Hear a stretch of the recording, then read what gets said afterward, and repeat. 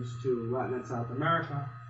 And this is going to be part of what's essential to help America recover, because you've got to have trading partners so that that part of our economic life that depends on our interaction, especially in our own hemisphere. And then he'll probably take the name of John Kennedy in vain, who was a big anti-communist, of course, as he has taken the name of Lincoln in vain, and pretending that he's following in the footsteps of JFK. He will seek to create a neighborly policy between the United States and South America. Only the neighbors that he'll be embracing will be the folks who could use a few $1 billion to help prop up their collapsing radical dictatorships.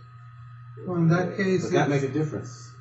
Yeah, in that case, it would be. But I don't know if that's going to happen, and if the government can do it publicly, because Chavez is so badly seen in the American public opinion that to do so in this moment, it will be very, very difficult. But I believe that it's important to make an alliance, or let's call it friendship, between the pro-freedom and pro-democratic forces in Latin America and the equivalent forces in the United States. Because if people like you watch over the United States government to denounce if something wrong is being done, and go to the public opinion and say, oh, someone here is helping Chavez, who is a dictator, that helps. But let me say it this way. The reason why Uno America was created is because our enemies, they work together internationally as one task force. Only one international task force. They work together. They don't care about nationalities or borderlines. They don't care about that. When one of them, Chavez, Morales, Correa, whoever is in trouble, the rest go and help them out. As a matter of fact, Morales is still in the government in Bolivia because of that method of acting. Because he was supposed to fall down on September. They had a major crisis. No, the São Paulo Forum is the largest and the most powerful organization, political organization that ever existed in Latin America. And nobody here knows anything about it. It has been working for 18 years now. Yeah. So we decided to create Uno America to replicate that method of uniting this side of the equation of pro-democracy, pro-freedom in Argentina, Uruguay, Bolivia, and all of us together work together to fight the other international counterpart. Because when we, people who believe in democracy, usually stay inside our own territories, and we fight our local enemies. And we fight for democracy and freedom inside the territory. But these guys are international. So there must be an international counterpart. I believe that, but one of the problems that I think we've been facing in America, and I have faced, I would be generally regarded now as a solid part of the conservative whatever is in America. But I am a kind of Reagan conservative. As part of the Reagan administration, because I believed in what they stood for. And one of the things they stood for was exactly that understanding.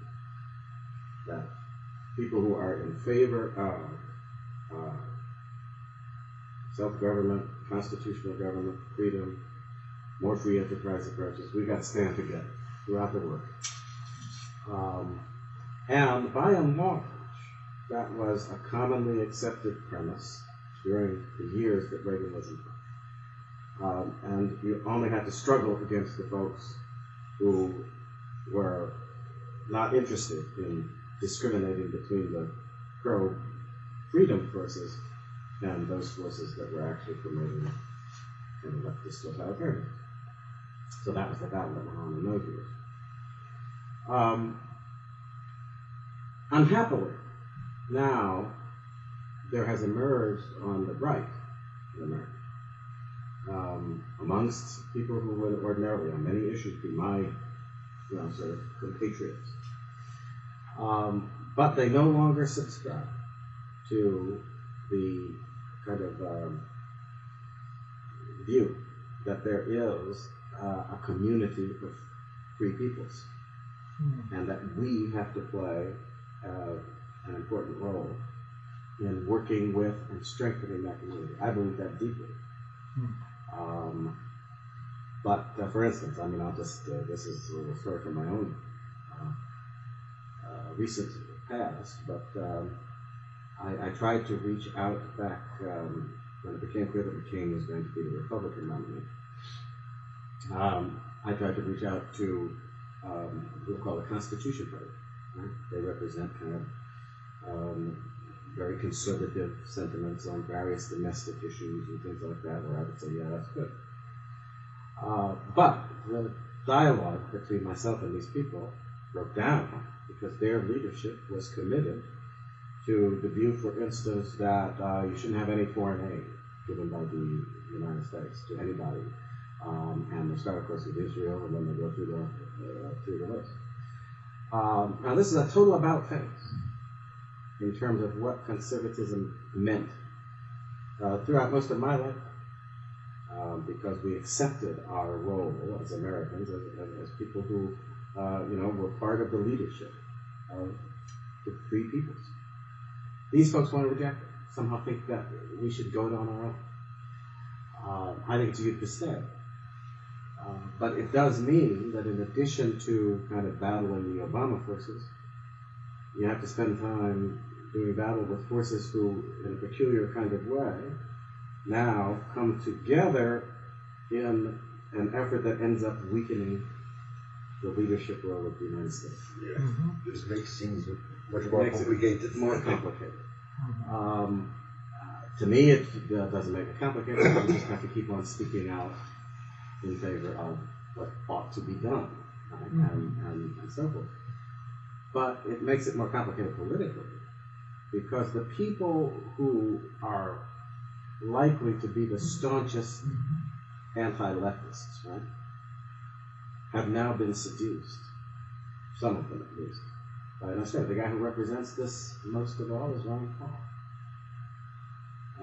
and who was almost promoted, I think, in some ways, in order to absorb this sentiment and speak for it, right?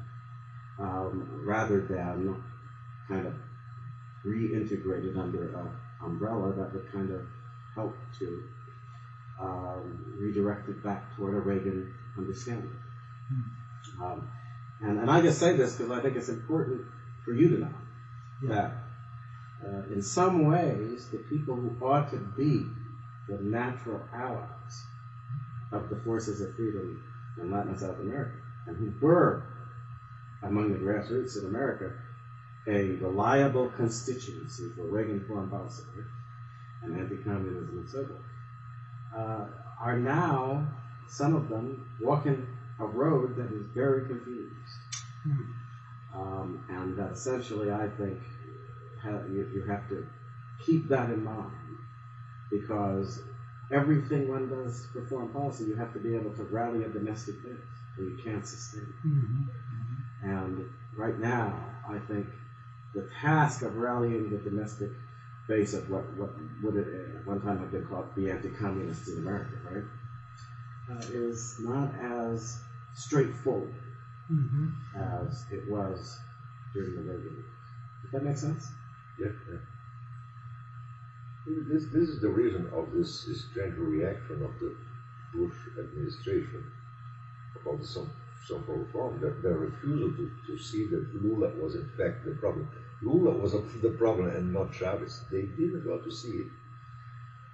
I don't know if they were ignorant of there was some other factor involved, as you described now, some kind of ideological corruption. Well, how can I put it? The complication is that, for instance, I mean, during the last couple of years of G.W. Bush's administration, he was dealing with people who were coming at him from his right, criticizing him for the Iraq policy. Now, at one time,